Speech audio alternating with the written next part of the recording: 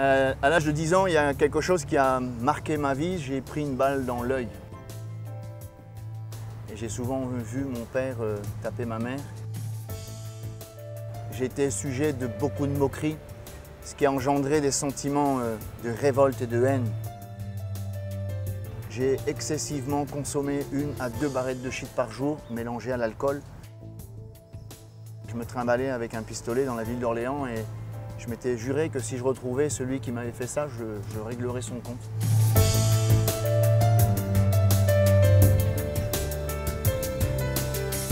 Nous sommes dans la ville de Saint-Pierre et nous allons aller à la rencontre du pasteur de l'église évangélique, Pascal Cariou, qui également a une histoire bien particulière. Bonjour Pascal. Bonjour Yanis. Comment ça va? Merci, ça va. Alors c'est toi qui nous as donné rendez-vous dans cet endroit, on est au port. Oui. J'imagine ça te parle? Ouais, le port de Saint-Pierre, ouais. C'est là où j'exerce mon ministère aujourd'hui. D'accord, pas sur le port? Non, pas sur le port, dans l'église de la ville de Saint-Pierre. D'accord. Et elle est comment cette ville? C'est une ville où il y a beaucoup d'activités, il y a beaucoup d'âmes en détresse surtout. D'accord. Ça fait combien de temps que tu es installé ici? Sur la ville de Saint-Pierre, ça fait 2 ans. 2 ans, d'accord. Avant d'être pasteur, qu'est-ce que tu faisais dans la vie? J'étais cuisinier, pâtissier. D'accord. Tu es d'Orléans, c'est ça? J'ai grandi à Orléans, affirmatif. D'accord. Tu peux me parler un peu de toi? Oui, j'ai eu une enfance relativement difficile dans le sens où ma mère était souvent dans la dépression. Mon père, engagé militaire, très rigoureux mais avec de sérieux problèmes d'alcool. Et j'ai souvent vu mon père taper ma mère et il était assez dur avec nous. D'accord, donc tu as eu une enfance compliquée? Oui, beaucoup d'incompréhension pourquoi mon père était si violent et pourquoi il buvait autant. D'accord. Et comment ça continue cette enfance douloureuse? À l'âge de 10 ans, il y a quelque chose qui a marqué ma vie. J'ai pris une balle dans l'œil. Une balle dans l'œil? Ouais, j'ai perdu l'œil droit. C'est un règlement de compte? Non, pas du tout. Une dispute? Une balle perdue? C'était un groupement de... Ils étaient à peu près 6 adolescents du 7e étage d'un immeuble, puisque j'habitais dans une cité à l'époque à Orléans.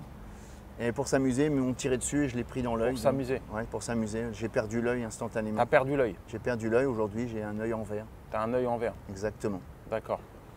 Et à ton âge? C'est très difficile. Perdre un œil, je sais que les enfants parfois peuvent être moqueurs. C'est ça qui a engendré des sentiments de révolte en moi. C'est que pendant presque 1 an, j'avais un rond de cuir. Un rond de cuir? Rond de cuir sur l'œil. Et on m'a ramené à l'école. J'ai été sujet de beaucoup de moqueries, ce qui a engendré des sentiments de révolte et de haine. J'en voulais à toute l'école, j'en voulais à mes parents. Pourtant, ils y étaient pour rien. Et j'en voulais particulièrement à cette personne qui m'avait fait ça. Et vu qu'il était d'une certaine nationalité, j'ai engendré toutes ces nationalités. J'en voulais à tout ce genre de personnes. Tous ceux qui ne te ressemblaient pas, qui n'avaient pas la même couleur de peau? Exactement. Tu me disais que tu étais skin. Oui, alors, c'est par rapport à ce sentiment. J'ai fait une autre rencontre un jour. C'est un gars qui s'appelle Jean-Pierre, skinhead. Et un soir, tout a basculé. Pour essayer lors d'une fête, j'ai commencé à boire beaucoup d'alcool et j'ai fumé un joint. Et par rapport à ce joint, ça a été l'engrenage. Je me suis vite accroché parce que c'était un moyen d'évacuer ma haine et ma révolte. J'ai excessivement consommé 1 à 2 barrettes de shit par jour, mélangées à l'alcool. Et j'étais un teigneux. D'accord. Haineux. Est-ce que tu peux nous en dire plus sur la philosophie des skinheads? Ouais, c'est refuse toute sorte d'autorité. D'accord. Et c'est un milieu de violence gratuite. Violence gratuite. Et envers moi, qui? Eh ben, envers la catégorie de personnes qui m'avaient fait cet accident, qui m'avaient tiré dessus. Donc, il y a eu des soirées où il y a eu des violences gratuites. D'accord. Mais on ne cherchait pas à comprendre. Pour moi, c'était une manière de me défouler. Dès que tu étais différent, tu pouvais t'en prendre une, quoi. Oui, exactement. Pour moi, c'était un défouloir et aussi un moyen de régler mes comptes. D'accord. Un exutoire? Exactement. D'accord. J'ai même été jusqu'à acheter un pistolet. Je me trimballais avec un pistolet dans la ville d'Orléans et je m'étais juré que si je retrouvais celui qui m'avait fait ça, je réglerais son compte. D'accord. Et Dieu merci, je n'ai pas trouvé. Alors tu continues ton chemin en évoluant avec ces souffrances et puis la drogue qui vient s'infiltrer, s'insérer dans ta vie. Ça t'amène où tout ça? Ça m'amène à dealer, parce que quand on consomme, on a besoin d'argent. Donc j'ai dealé. Et un jour, j'avais envie de tout plaquer. On a toujours envie de changer de vie, mais la drogue, le deal, la violence, c'est une spirale qui nous tient captifs. Et j'ai rencontré ma femme et elle avait le mal du pays. On est venu à La Réunion et pour moi, j'ai trouvé que c'était un moyen d'échapper à mon passé. Je me suis dit 13 000 km, c'est un moyen de recommencer tout à zéro. Un refuge quoi. Exactement, m'éloigner de tout, m'éloigner de mes incompréhensions, m'éloigner de mes échecs. Ta famille aussi peut-être? Exactement, puisque avec ma famille, ça ne se passait pas bien. Mes parents ont divorcé, donc pour moi, mes frères et sœurs, j'avais pas d'affinité. Et donc c'était un moyen de m'évader, de vouloir recommencer tout à zéro. Et malheureusement, arrivé à La Réunion, j'ai galéré. Avec ma femme, on a galéré financièrement. J'avais toujours les mêmes problèmes.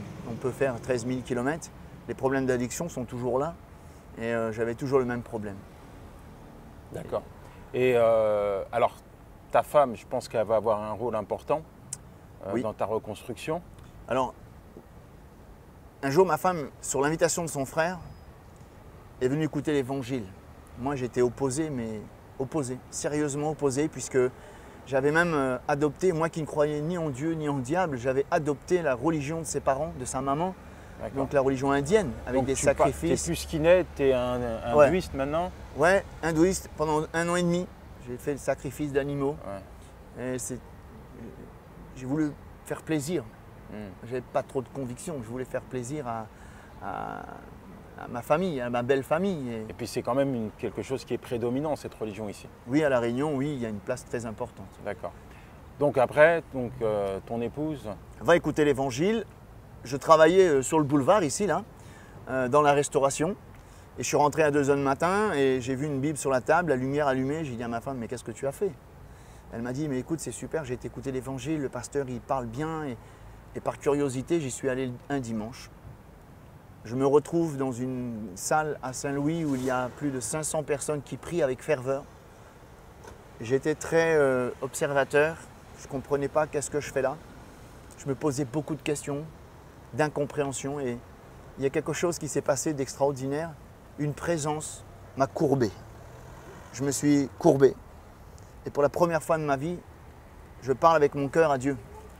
Et textuellement, j'ai dit ceci à Dieu, comme si je parlais à un ami. Hé Dieu, si tu existes, tu dois réussir où j'ai échoué. Et moi, je pensais à toutes les addictions, à cette haine qui m'animait encore. Je n'étais pas guéri de la haine. J'en voulais à toute la société. Et il s'est passé quelque chose de profond. C'est que 2 semaines après, j'ai arrêté de boire, j'ai arrêté de fumer. Je fumais 2 paquets de cigarettes par jour. Camel sans filtre, sans faire de publicité.